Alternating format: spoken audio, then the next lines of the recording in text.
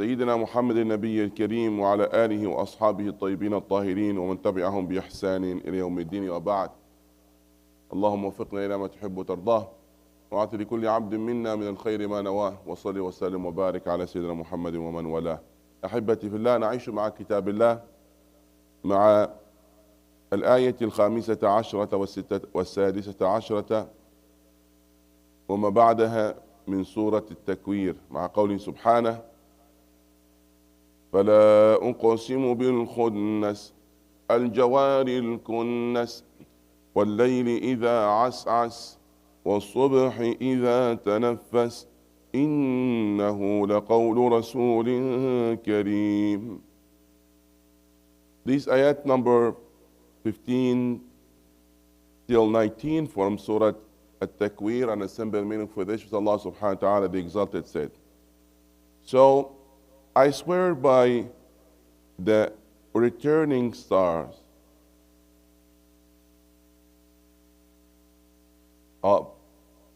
So I swear by retreating stars, those that run their courses and disappear, and by the night as it's a closing in, and by the dawn when it breeds, that indeed it's the Quran is the word conveyed by a noble messenger, which meant here Gabriel alayhi salam. فلا أقسم بالخنس الجوار الكنس. الكلام والحديث هنا عن النجوم وعن بعض الظواهر الطبيعية. جاء القرآن لإبطال الباطل وإحقاق الحق، جاء لتغيير العادات الفاسدة والأفكار الهدامة المخالفة للعقائد الصحيحة. كما تلاحظ في الآيات السابقة حديث عن بعض الأعمال الفاسدة التي جاءت نتيجة أفكارهم التي لا تمت إلى الحق بشيء، مثل وأد البنات واعتبار ذلك أنها شؤم وما إليه. كذلك كان في الجاهلية اعتقادات متعلقة بالتنجيم، بالنجوم وما يتعلق بها، وكأنها تحدثهم بأشياء، وهذه ما أنزل الله بها من سلطان. لا تركن يعني إلى هذه الأشياء، فهذه بعيدة عن الدين.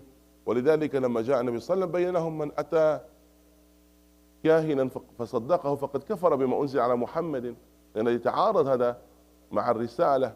ومن أتى عرافا لم تقبل منه صلاة 40 ليلة. فهذه أفكار مغايرة لما جاء به محمد صلى الله عليه وسلم. لهذا المولى سبحانه وتعالى بين بعضا من هذه الأشياء فيها إشارات لذلك. هذا أولا. نتكلم عن نقطة أخرى مهمة متعلقة بهذا الأمر. As we know that when the message came to correct the wrong act and the wrong belief. And the right belief is required right actions. So Iman and Amal, faith and actions, most times are connected. So if this one is correct, the other one should be, and vice versa, and they affect in each other. So one of the purposes of Quran came for correction of both. If you notice in the previous ayat, Allah subhanahu wa ta'ala spoke about those that are killing babies alive, killing girls, and they think that's a sort of shame. That's wrong. The wrong thought led to wrong action. And also at that time in the pre-Islamic era, they have kind of superstition, you can say, or connection to the stars, as if stars telling them something. So they talk about future, they predict many things based on that. And you know, they said this star comes and goes, and this one move, and this is one shot. Like, it's all of that. It's kind of an industry. Even nowadays, it's a sort of business and money. So they have that belief, in fact. When they need something, they go to those people. They go to their Kohan and those monks and those, like, the future tellers. And they have that as part of their system and their belief.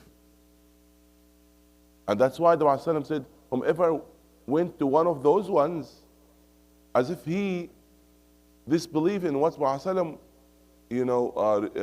came with. He disbelieved what was revealed on the Prophet Muhammad, because that contradicts the revelation.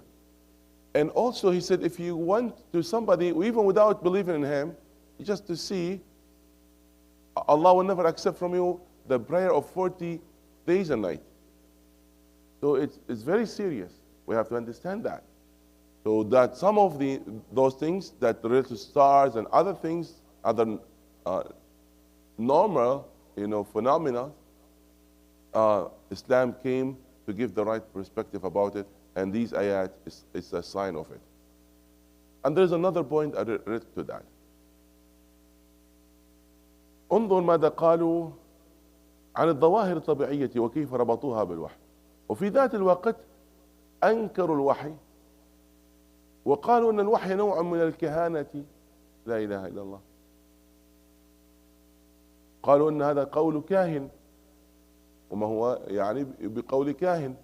هذا قول رسول كريم، قول حق.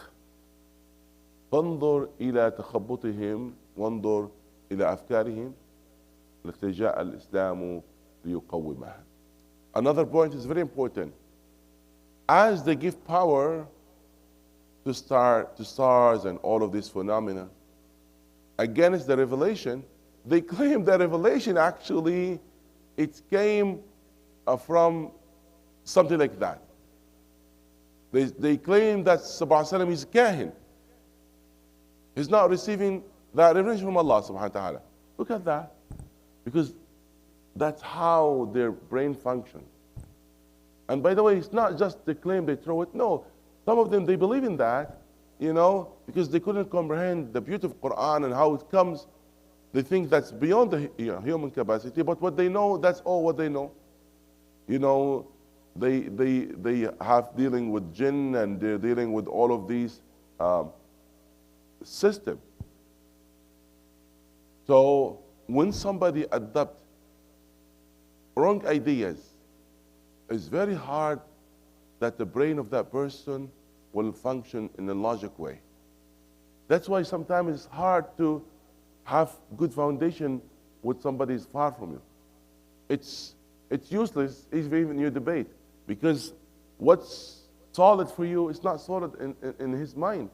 What you come from it as a set of belief doesn't mean anything for that person.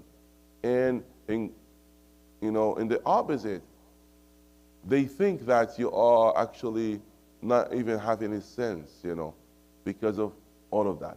So one of the major things that you need to work on it, not to work to change the action of people, to change the thought of people, their understanding, their mind. Because those afkar, those set of belief, that is what you should watch. What they said, watch your thought, because your thought will be your talk, and watch your talk, because your talk will be your belief, and watch your belief, because your belief will be your action, and not watch your action, because that will be your habit, and that will be something normal. So how it comes? The one after one. But it started from here.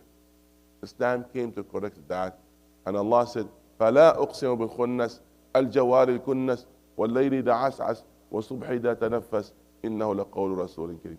هذه الأشياء التي كل ترونها، أن هناك